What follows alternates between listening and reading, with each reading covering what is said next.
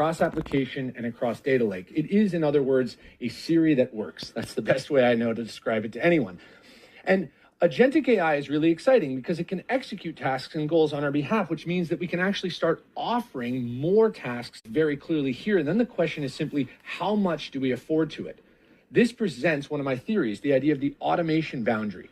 In a world where you could automate everything, where would you stop is a question that I ask many people. And it's a question that you're going to have to answer at some point soon, both on a business basis and a personal basis. What do you want to automate and what do you want to keep on your own? Now, agentic AI is going to do a lot of things. One of them is it's going to rewire the internet. The fabric of the internet is actually not going to be designed principally not for our eyes, the HTML internet, but eventually for our agents, which will lead to what I call a TXT or XML internet, a true information highway. And when that happens, we will start to see and appreciate what I can best describe as a natural language operating system. And the natural language operating system, in my opinion, will be marked by two major changes. The first, we will go from carrying our devices, laptops and cell phones, to wearing them. Watches, glasses, wallets, and rings. Now, I can bet you a lot that this is coming. When it arrives will depend on what we call the automation boundary or the societal threshold. And the reason I know it's coming is because every hardware company is working on this, and now lots of software companies are too.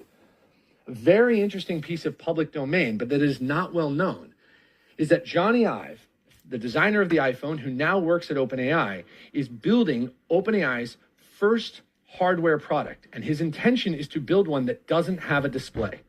Johnny Ive believes that the future of personal computing will not require that someone stare at a screen. And that marks the other major change of the natural language operating system, which is that I think we will move from a world where you must learn how a machine works in order to use it, to a world where a machine is designed to know how you work. And this is exciting for all sorts of reasons, but not least of which is because I think it ends the digital divide. 2 billion people on Earth today cannot participate in society or economy because they do not know how machines work. And we are going to redesign fundamentally personal compute so that you are not left behind simply because you were never trained on a machine.